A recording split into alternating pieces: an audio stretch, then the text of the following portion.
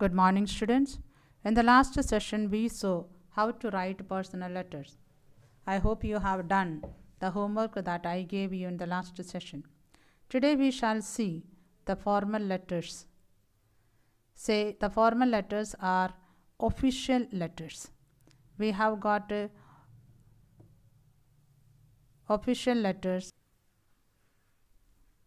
such as dealing with subjects as inquiry, ordering, transfer of money, reference to then request, booking, etc.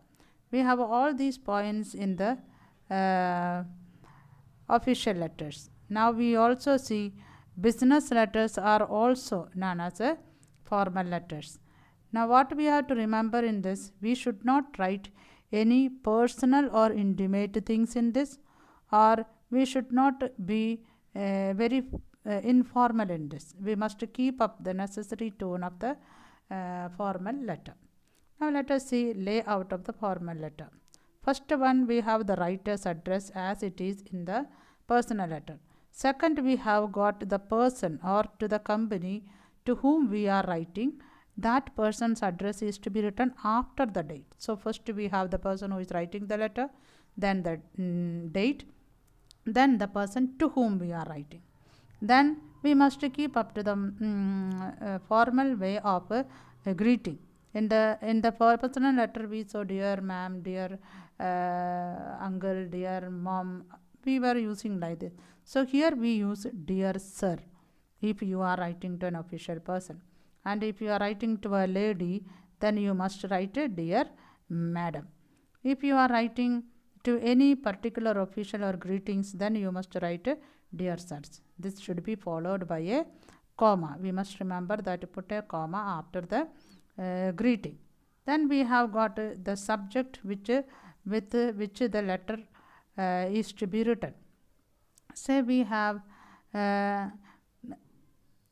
subject with which the letter deals is indicated by a business heading.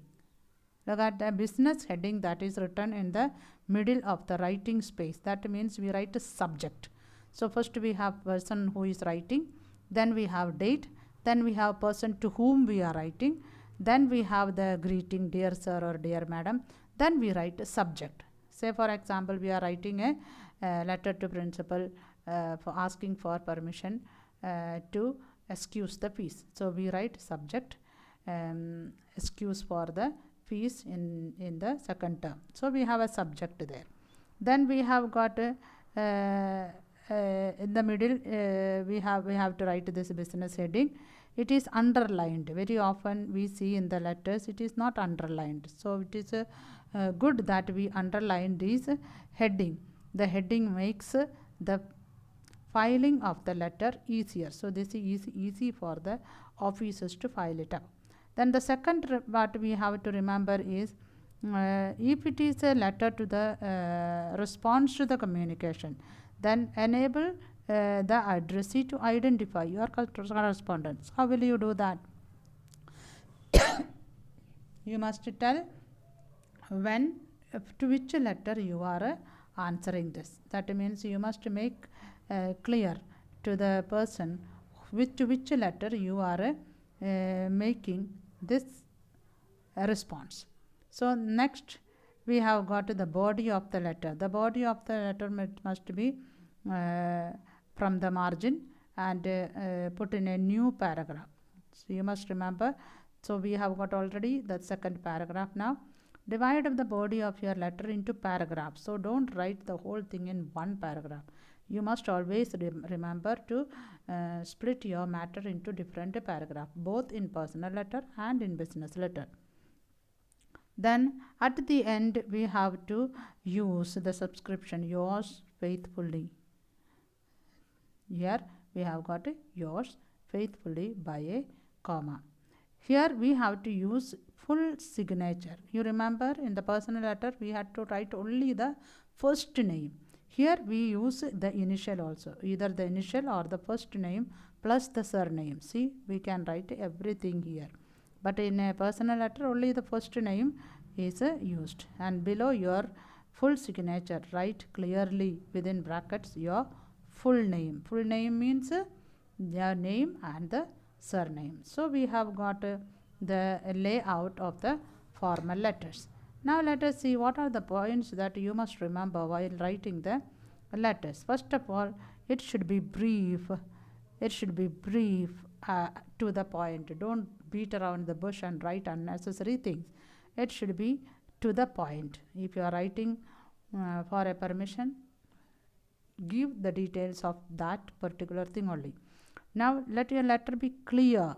That means the reader must be able to make out what you are asking for. Then secondly, maintain the necessary formal tone. So you should not write as if you are writing to a friend or a relative. It should be formal in sounding. Use, how will you be formal? Using polite and mannered for way of writing. So you write polite in your expression. You must be polite in your expression. So these are the point you must remember while writing the formal letter. We have a format of the formal letter here. So in the personal letter, I had told you already, you use the box form in which we write the address in the left hand side of the paper. So we have here first the person who is writing the letter, the address of the person who is writing the letter. Okay, then we have got the date. Okay, then we have the person to whom we are writing. Then we have the salutation, then the subject. Say whatever you have to put the subject. Then we have got the matter in it. In 2 or 3 paragraphs you have got a matter. Then we have at the end yours faithfully, then your name. Look at after your address you need to put comma, then after space date, then after space to the person who is writing, then salutation, subject, body of the letter, space and subscription. Subscription means yours faithfully and then name. So here we have another example given to you. Here there is an example given to you. The person who is writing the letter. Okay, then we have got the address, then the date, then to the person whom we are writing, then dear sir, then the subject, we have got here subject, then this letter is a response to some already a letter that is received. So we are already making that person to know that we have received the letter. So we have got that format here. Thank you for receiving, thank you for the letter received in such a date. Then you are giving the information when and how it is to be, the complete detail given. At the end, yours faithfully, Miss Aditi Adora. So this is the format of the letter that you have got. Now I will give you a homework to do so that you can do in the during these holy days in your copy. In the last session, I had already given you 2 personal letters to write. Now these are the questions that I have taken from your own grammar book. If you have the grammar book, you can refer to the chapter 2 test paper question number 2. Those who do not have the book in your hand, the question is here from chapter 2, then chapter 3, then chapter 4. So I have picked up question from your own book and it's made available to you. Those of you who have got the book, please refer to chapter 2, chapter 3, chapter 4. Reference